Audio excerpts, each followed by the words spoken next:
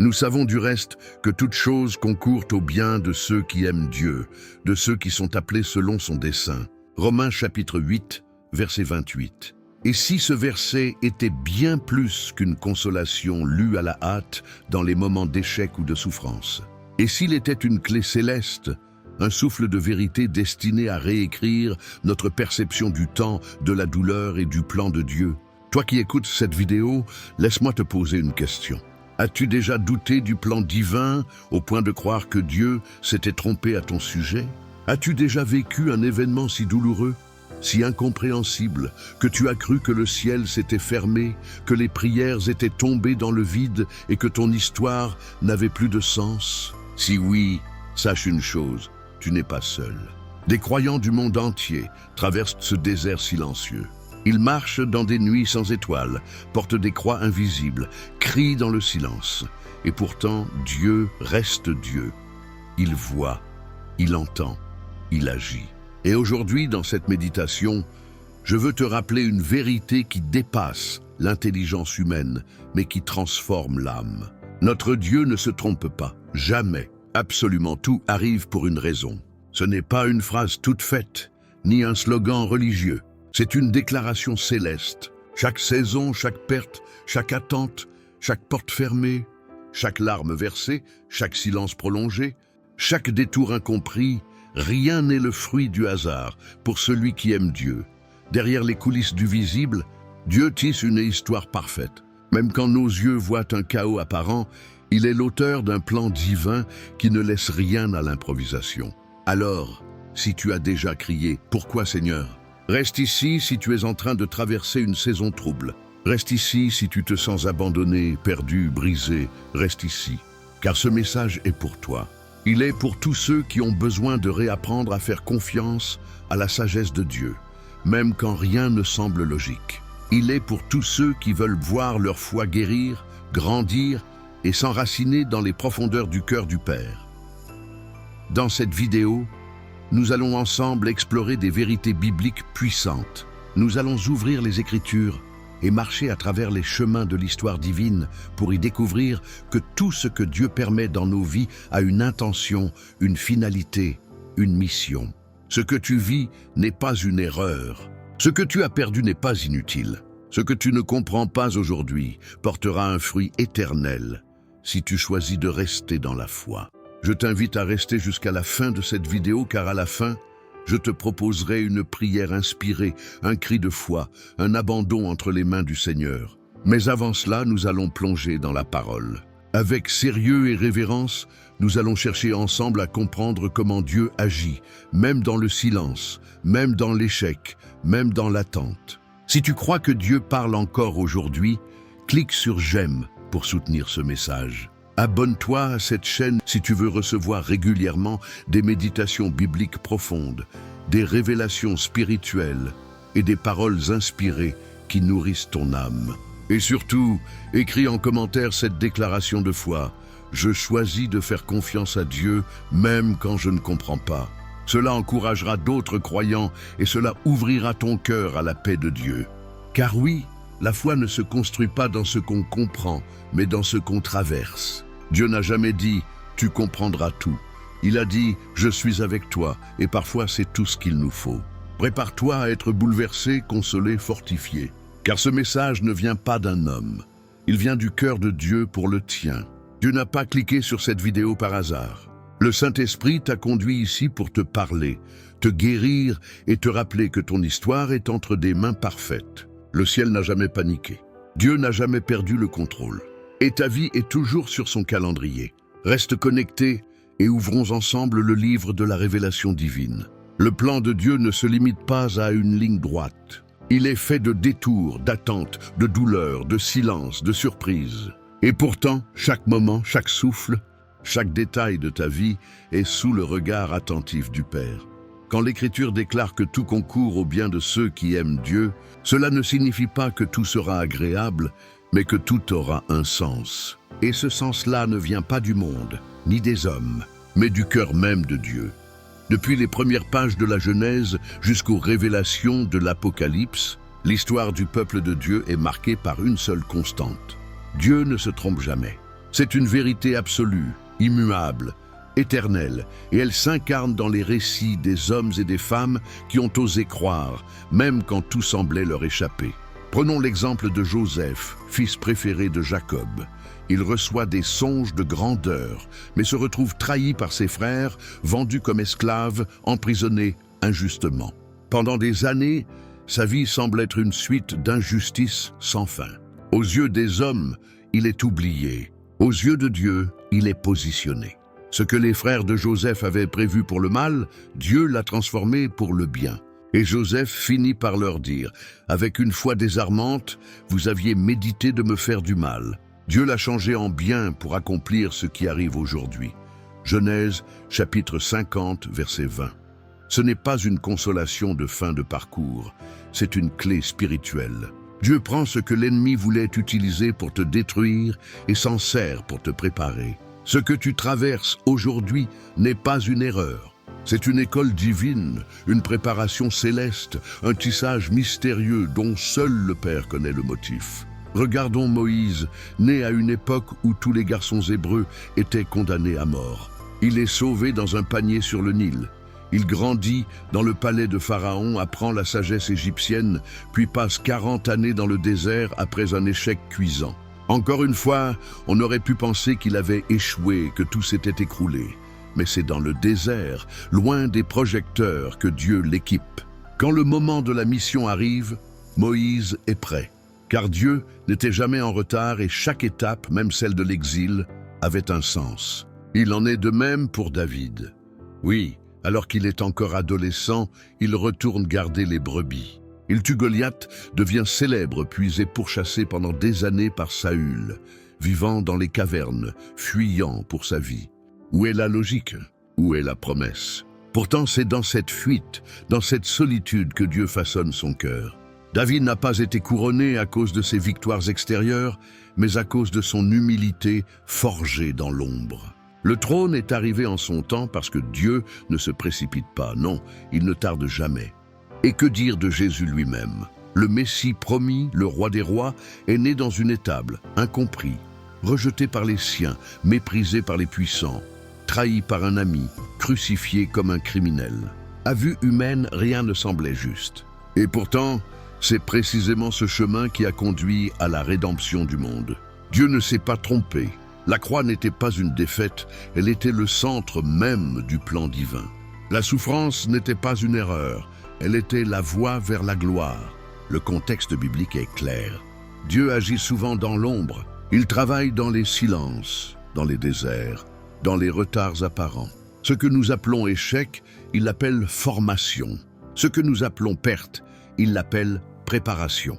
Ce que nous appelons détour, il l'appelle destination déguisée. Mais pourquoi cette vérité est-elle si souvent négligée dans notre monde moderne? Parce que nous vivons dans une société d'instantanés. Nous voulons des bénédictions sans persévérance, des victoires sans combat, des réponses sans prière. Or Dieu n'est pas un distributeur automatique. Il est un père et un bon père éduque, façonne, corrige, aime. Parfois l'amour de Dieu permet le silence pour faire grandir la foi. Parfois, il cache la réponse pour nous apprendre à le chercher. Le monde nous apprend à douter de tout, à chercher des preuves, à exiger des résultats. Mais le royaume de Dieu fonctionne sur la base de la foi. Et la foi ne marche pas par la vue, elle marche par la confiance. Une confiance inébranlable dans le caractère de Dieu, même quand les circonstances sont incompréhensibles. Écoute-moi bien, il y a des saisons dans ta vie où Dieu semblera absent. Tu prieras et tu n'entendras rien. Tu jeûneras et rien ne bougera. Tu pleureras et le ciel semblera fermé. Ce sont des moments saints, des moments où Dieu teste ton cœur. Il ne veut pas juste te donner des choses, il veut te donner lui-même. Et cela demande un dépouillement profond. Dans le livre d'Hébreux, au chapitre 11, il est écrit que certains ont vu des victoires extraordinaires, mais d'autres ont été lapidés, persécutés, errants, et pourtant tous ont été approuvés à cause de leur foi. Dieu ne mesure pas ta vie à ton confort. Il la mesure à ton obéissance. Et parfois, l'obéissance te mènera dans des chemins que tu ne comprends pas. Mais souviens-toi de Job, homme intègre, fidèle à Dieu.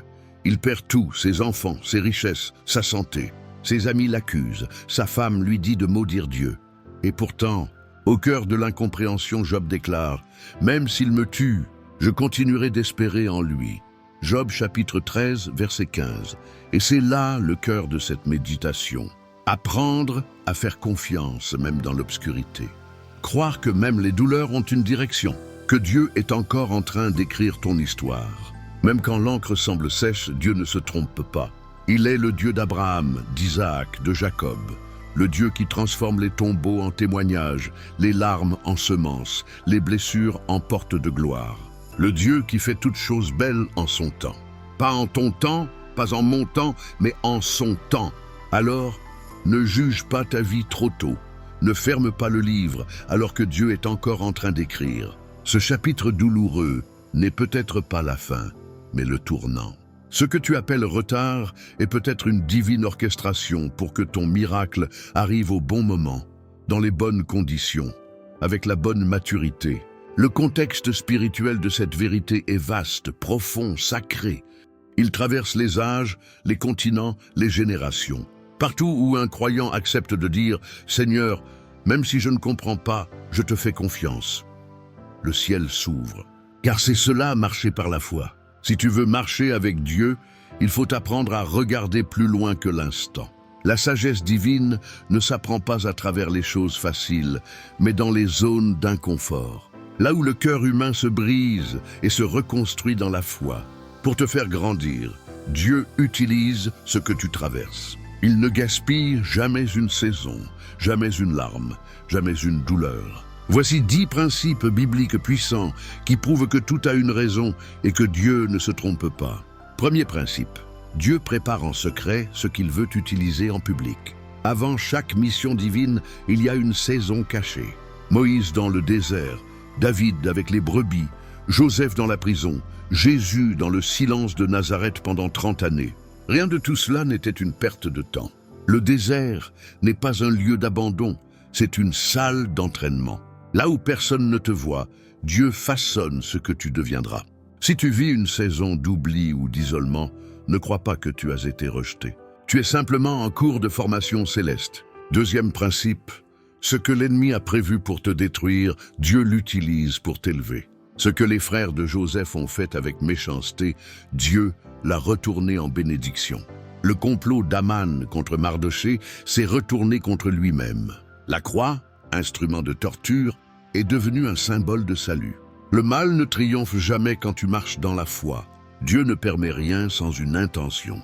Ton pire combat peut devenir ton plus grand témoignage. Troisième principe, Dieu utilise les échecs pour t'enseigner ce que le succès ne peut pas t'apprendre. Pierre a renié Jésus 3 fois, un échec cuisant. Mais c'est cet échec qui a brisé son orgueil et l'a rendu apte à devenir le roc de l'Église. Dieu permet parfois des chutes, non pour te condamner, mais pour t'enseigner la dépendance, la miséricorde et la véritable humilité. Tu n'apprends pas à t'appuyer sur Dieu quand tu réussis, mais quand tu tombes.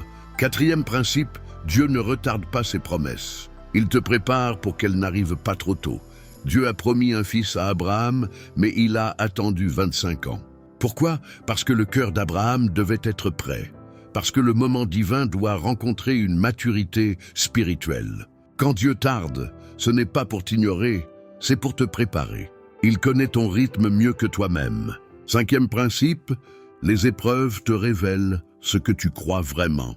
Ce n'est pas dans l'abondance que ta foi est testée, mais dans la vallée, quand tout semble perdu, que Dieu semble silencieux, que les portes se ferment. C'est là que ta foi parle. C'est là que tu choisis, continuer ou abandonner. Chaque tempête est un miroir. Elle ne vient pas pour te noyer, mais pour révéler où tu as construit ta maison. Sur le sable de l'émotion ou sur le roc de la parole. Sixième principe, Dieu parle aussi à travers le silence. Beaucoup de croyants paniquent quand Dieu semble se taire. Mais dans la Bible, le silence de Dieu est souvent signe d'un grand mouvement à venir. Entre l'Ancien et le Nouveau Testament, il y a eu 400 ans de silence. Puis Jean-Baptiste est venu annonçant le Messie. Le silence n'est pas un abandon, c'est souvent une incubation. Quand Dieu se tait, reste en prière. Le ciel est en train de se déplacer. Septième principe. Dieu utilise la douleur pour briser ce qui t'empêche de porter du fruit. Jésus dit dans Jean chapitre 15 que tout sarment qui porte du fruit, le Père le taille pour qu'il en porte davantage. La taille fait mal, mais elle est essentielle. Il y a des relations que Dieu enlève, des opportunités qu'il ferme, des chemins qu'il bloque, non pour te frustrer, mais pour te rediriger. Chaque coup de ciseau divin a pour but d'augmenter ta croissance. Deuxième principe, ce que tu vis aujourd'hui prépare ce que tu rencontreras demain. Ton témoignage futur est en train de s'écrire dans ton épreuve présente. Ce que tu endures deviendra une arme de délivrance pour d'autres. Ce que tu as compris dans la douleur deviendra une révélation vivante pour ceux qui souffrent. Dieu ne te rend pas fort uniquement pour toi, mais pour les autres. Ta vie est une lettre vivante que d'autres liront. Neuvième principe. Rien n'échappe à la souveraineté de Dieu, même tes erreurs. Tu crois avoir pris un mauvais chemin?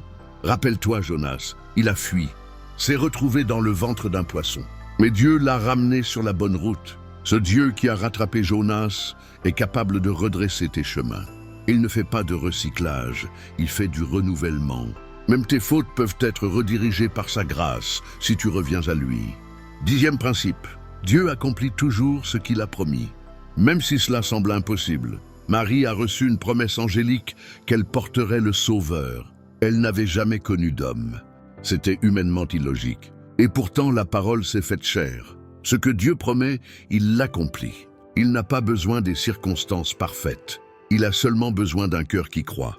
Si Dieu t'a parlé, s'il a semé une promesse en toi, tiens-toi ferme. Même si tout semble s'y opposer, la parole ne revient jamais à lui sans avoir porté du fruit. Si tu crois qu'au moins un de ces principes t'a parlé, clique sur j'aime pour faire monter ce message dans les recommandations YouTube. Pour continuer à grandir dans ta foi, recevoir des révélations célestes et nourrir ton âme chaque semaine. Et surtout, écris en commentaire le principe qui t'a le plus touché aujourd'hui. Ce que tu déclares dans la foi, le ciel le confirme. Chaque principe que nous venons de voir n'est pas une théorie, c'est une vérité vivante. Et dans la prochaine partie, nous allons aller encore plus loin, découvrir les 7 vérités cachées dans les Écritures, que peu de croyants voient, mais qui transforment toute une vie quand on les saisit. Il y a dans la parole de Dieu des vérités que seuls les cœurs brisés, les esprits attentifs et les âmes assoiffées peuvent entendre. Des trésors spirituels cachés derrière l'épreuve que le Saint-Esprit révèle au moment opportun. Ces révélations ne sont pas visibles à l'œil naturel. Il faut parfois souffrir pour les voir. Voici 7 vérités puissantes, souvent méconnues ou ignorées, mais capables de transformer ta perception du plan de Dieu pour ta vie. Première vérité, Dieu t'enseigne dans l'obscurité ce qu'il proclamera dans la lumière. Dans Matthieu chapitre 10, verset 27, Jésus dit « Ce que je vous dis dans les ténèbres, dites-le en plein jour. Ce qui vous est dit à l'oreille, proclamez-le sur les toits. » Cela signifie que certaines révélations ne sont données que dans les lieux cachés, dans l'intimité du désert. Il faut passer par le silence pour recevoir un message qui portera du fruit plus tard. Les douleurs que tu traverses aujourd'hui contiennent une révélation précieuse que Dieu veut faire rayonner demain. Deuxième vérité, Dieu utilise le temps pour préparer ton cœur à la promesse. Le temps n'est pas un obstacle pour Dieu, c'est un outil. Entre la promesse et son accomplissement, il place un espace sacré, le processus. C'est dans ce processus que se forge la maturité spirituelle. Regarde Abraham, Joseph, Moïse, David. Aucun d'eux n'a reçu la promesse sans attendre. Ce délai n'est pas une punition, mais une préparation. Et si ton attente actuelle était un acte d'amour divin, pour que ton cœur soit prêt à porter la gloire sans l'orgueil. Troisième vérité, les silences de Dieu sont souvent des réponses plus profondes que les paroles. Quand Lazare tombe malade, Jésus attend volontairement 2 jours avant de venir. Pourquoi? Parce qu'il voulait manifester une gloire plus grande. Parfois, Dieu tarde à répondre non pas parce qu'il ne t'écoute pas, mais parce qu'il veut faire éclater une révélation plus élevée. Le silence est donc une stratégie divine. Il nous apprend à chercher Dieu pour qui il est, et non seulement pour ce qu'il donne. Quatrième vérité, le plan de Dieu pour ta vie ne dépend pas de la perfection de ton parcours, mais de la fidélité de sa parole. Dieu n'a pas besoin d'avoir tout fait parfaitement pour que le plan de Dieu s'accomplisse. Regarde Rahab, une prostituée. Dieu l'a utilisée pour protéger les espions et elle est entrée dans la lignée du Messie. Regarde Jonas, désobéissant mais ramené sur le chemin. Le plan divin est plus fort que tes erreurs. Si ton cœur revient à Dieu, rien ne peut bloquer ce qu'il a décidé. Sa fidélité est plus grande que ton passé. Cinquième vérité. Certaines douleurs sont des semences d'éternité. Le psaume 126, verset 5 dit « Ceux qui sèment avec larmes moissonneront avec chant d'allégresse. Tu crois que tu perds, mais tu es en train de semer. Chaque larme, chaque cri, chaque renoncement que tu vis dans l'obéissance est une semence. Tu ne la vois pas pousser, mais elle travaille en profondeur. Dieu est le maître de la moisson. À son heure, il multipliera ce que tu as semé dans la douleur. Sixième vérité, Dieu place ses plus grandes bénédictions derrière les portes les plus douloureuses. Regarde la croix. L'agonie de Jésus a été la porte de la rédemption du monde. Il y a parfois des saisons où ce que tu vis te fait penser que Dieu t'a abandonné alors qu'en réalité, tu es sur le point de traverser une de tes plus grandes percées spirituelles. La douleur précède souvent la gloire. Ne t'arrête pas à la souffrance. Continue de marcher. Tu es plus proche que tu ne le crois. Septième vérité, ce que tu vis aujourd'hui n'est qu'un fragment de l'œuvre entière de Dieu. Ecclésiaste chapitre 3 verset 11. Dieu fait toutes choses belles en son temps. Il a même mis dans leur cœur la pensée de l'éternité. Bien que l'homme ne puisse pas saisir l'œuvre que Dieu fait du commencement jusqu'à la fin, tu ne comprends pas tout maintenant, car tu n'en vois qu'un morceau. Mais Dieu, lui, voit la tapisserie complète. Il voit le début, la fin, le milieu. Et ce que tu appelles confusion aujourd'hui deviendra clarté dans sa perspective éternelle. Si ces révélations ont parlé à ton cœur, écris simplement en commentaire « Seigneur, ouvre mes yeux à ce que tu fais dans l'invisible. » Abonne-toi. Si tu veux recevoir d'autres paroles comme celle-ci et nourrir ta foi de manière constante, et clique sur « J'aime » pour que YouTube recommande ce message à ceux qui traversent des saisons difficiles. Ce que tu viens d'entendre n'est pas juste de la connaissance, c'est un appel à la foi. Le Saint-Esprit te parle, t'interpelle, t'enseigne, et maintenant nous allons aller encore plus loin. Car connaître la vérité est une chose, mais l'appliquer en est une autre. Dans la prochaine partie, nous allons découvrir comment vivre concrètement cette vérité, que Dieu ne se trompe jamais dans ton quotidien, avec des clés pratiques, des conseils inspirés, et une histoire céleste inédite pour animer ta foi. Il est inutile de connaître la vérité si elle ne change pas ta manière de vivre. La révélation produit la transformation lorsqu'elle descend du mental vers le cœur, puis du cœur vers les actions. C'est pourquoi maintenant, je veux t'emmener plus loin vers l'application. Car Dieu ne se trompe pas n'est pas qu'une phrase biblique, c'est une manière de marcher, une mentalité, une posture de foi quotidienne. Première clé pratique, change ton langage. Tu ne peux pas dire que tu fais confiance à Dieu si ta bouche parle constamment de peur, de doute ou d'inquiétude. Proverbe chapitre 18, verset 21 le dit clairement. La mort et la vie sont au pouvoir de la langue. Ta bouche est un instrument prophétique. Si tu traverses une saison incomprise, commence chaque journée en déclarant « Je ne comprends peut-être pas, mais je sais que Dieu ne se trompe pas ». Entraîne-toi à parler selon la foi, non selon la peur. Deuxième clé, sanctifie ton regard. Apprends à ne pas juger ta vie uniquement selon ce que tu vois. Le visible est temporaire, mais l'invisible est éternel. Le monde t'apprend à tirer des conclusions trop tôt, mais la foi te dit « Attends que Dieu ait fini de parler ». Regarde ta vie avec les lunettes du royaume. Et même si le ciel te semble fermé, dis-toi « Dieu travaille même dans le silence ». Troisième clé, garde un carnet de gratitude prophétique chaque jour.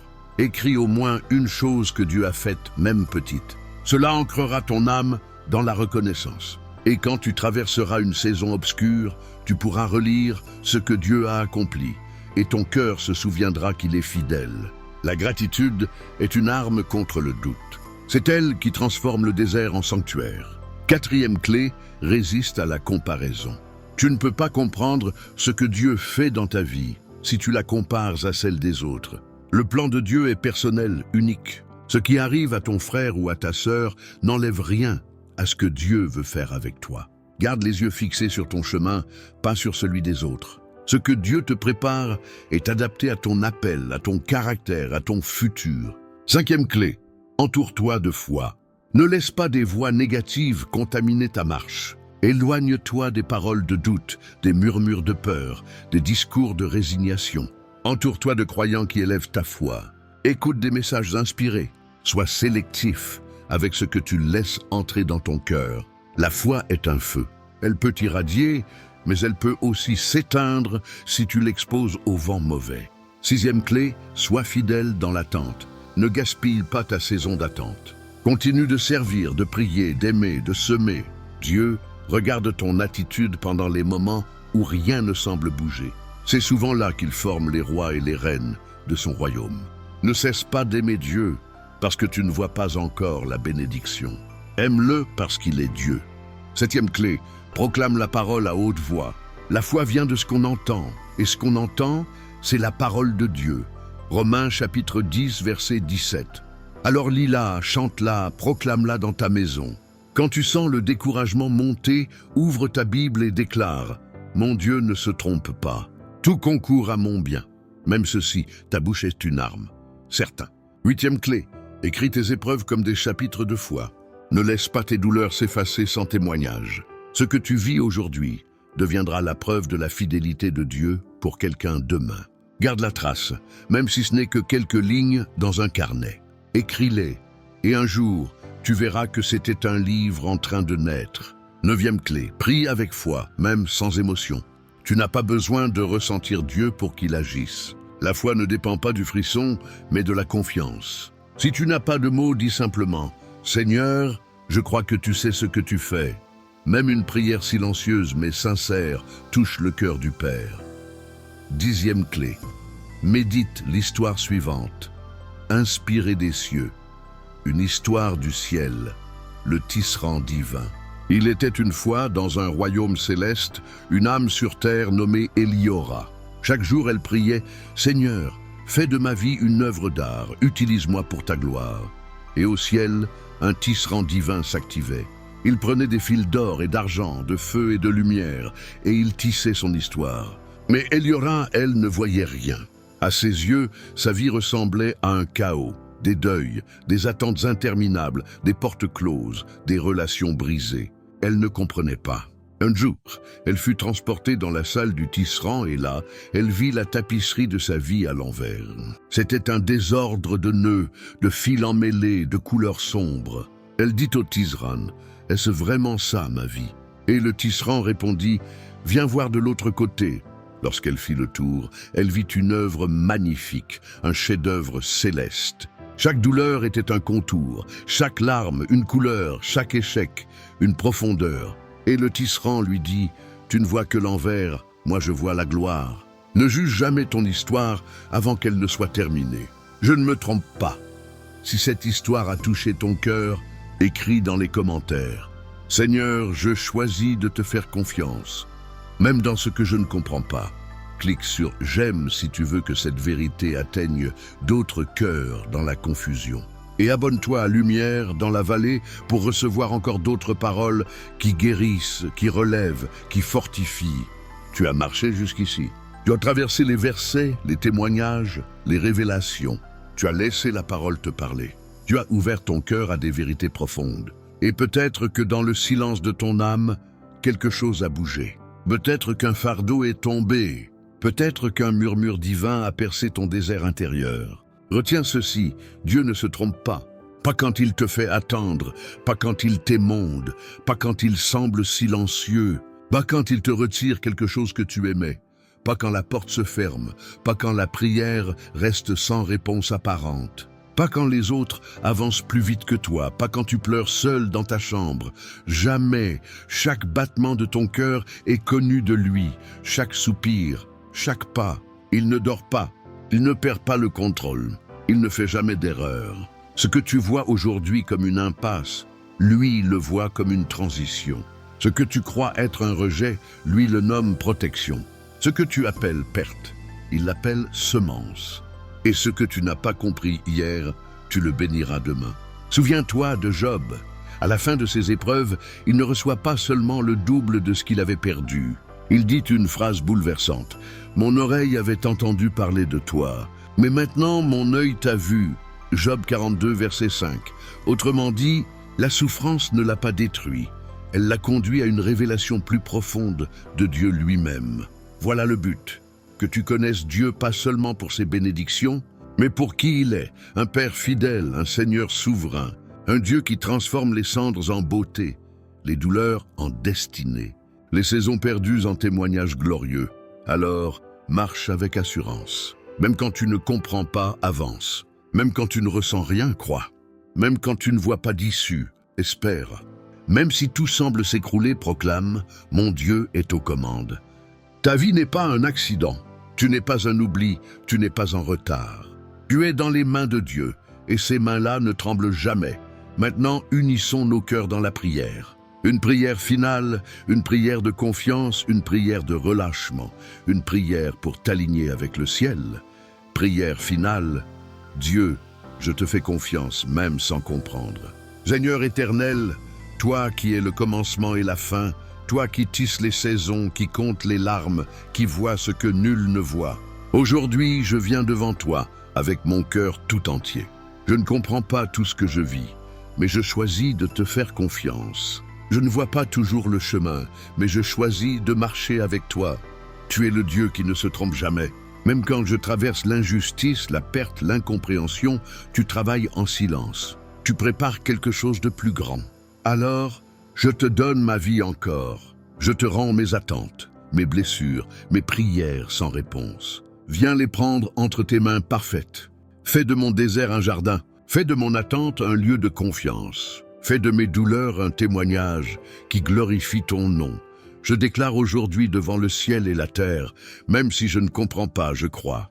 Même si je souffre, je persévère. Même si tout semble contre moi, je sais que toi, tu es pour moi. Je me couche et je m'endors en paix. Car toi seul, ô Dieu, tu me fais habiter en sécurité. Et si je me réveille, c'est que tu m'as soutenu.